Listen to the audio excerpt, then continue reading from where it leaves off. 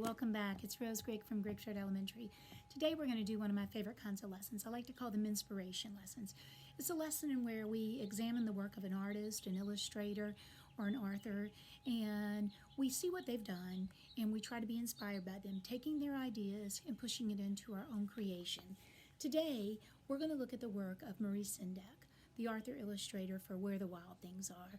I'm going to read you the story, and while I'm reading, I want you to listen to the text clues that you hear, and I want you to examine the illustrations and see if you can pick out some key characteristics that we'll need to create our own wild thing. Okay, so let's get started with our story, Where the Wild Things Are. Story and pictures by Marie Sendak.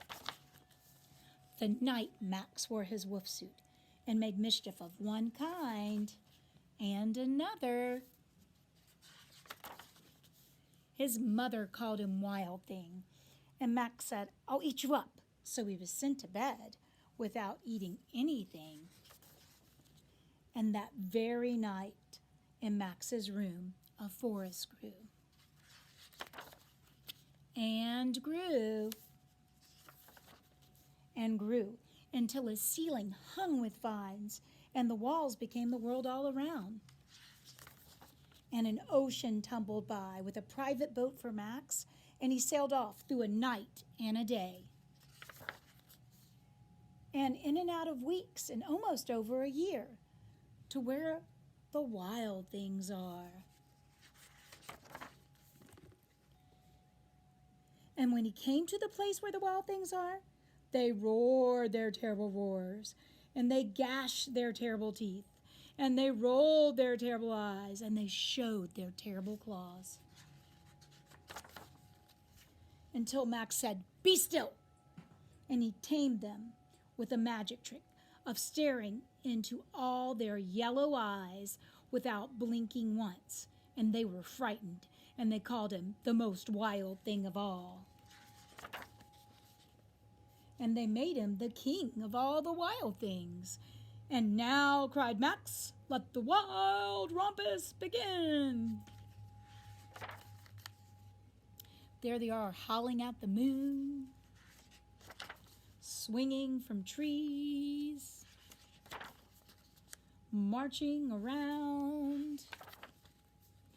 "Now stop," said Max, and he sent the wild things off to bed without their supper. And Max, the king of all the wild things, well, he was lonely, and he wanted to be where someone loved him best of all. Then, all around from far across the world, he smelled good things to eat. So he gave up being king of where the wild things are. But the wild things cried, "Oh, please don't go. We'll eat you up. We love you so." Max just said no. And the wild things roared their terrible roars, and they gashed their terrible teeth, and they rolled their terrible eyes, and they showed their terrible claws. But Max stepped into a private boat, and he waved goodbye. And he sailed back over a year, and in and out of weeks, and through a day.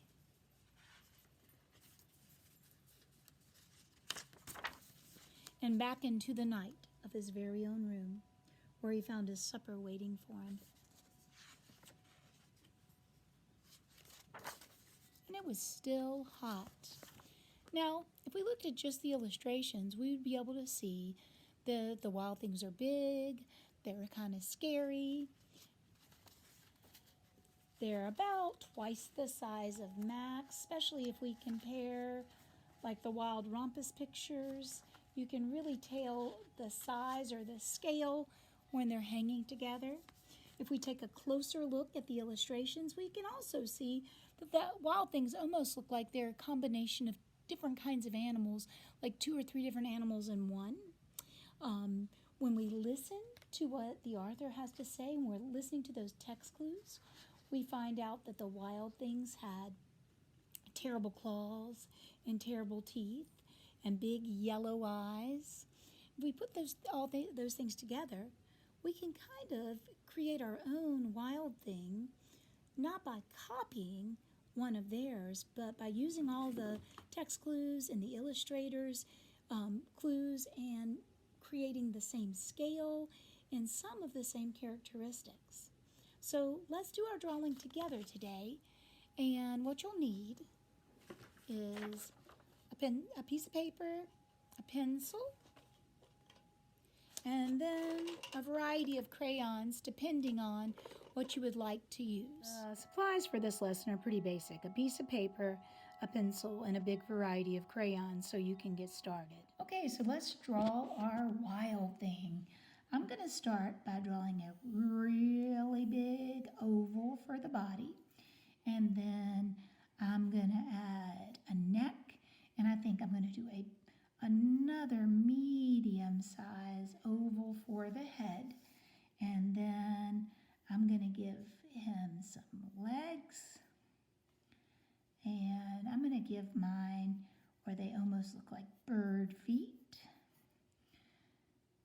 2 arms, and at the end of the arms I'm going to remember that one of our text clues and our characteristics that the author talked about and showed us in his illustrations were those big claw hands.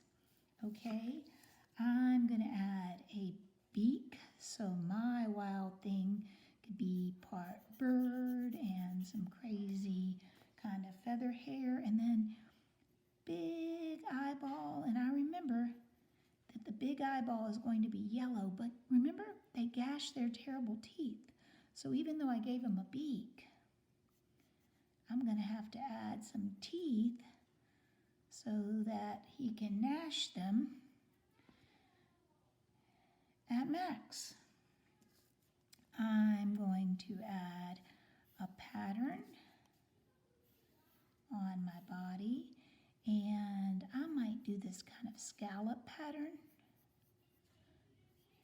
where it could be scales, or it could be feathers. My wild thing is looking wilder and wilder. I'm going to fix that beak. I really don't like that, so I'm going to go back. I'm going to make the beak look like it's open, so then I can fit those horrible teeth in. Oh, there, now that's looking pretty horrible. All right, I'm going to continue to add some pattern, and then when I get all my pattern on here, I might just decide to color it. I know that I have a big yellow eye, so I'm going to color that in yellow. Get my pupil here and continue to color a little bit wacky because it is a wild thing. Now you work on yours, I'm going to work on mine and try and finish it up. Remember, the things we know is that they have claws, they have terrible teeth, they have big yellow eyes, and they are big, probably the size of your whole paper, because Max was about half their size when we looked at those illustration clues. All right, I'll show you mine at the end. Go have fun drawing. Can't wait to see them.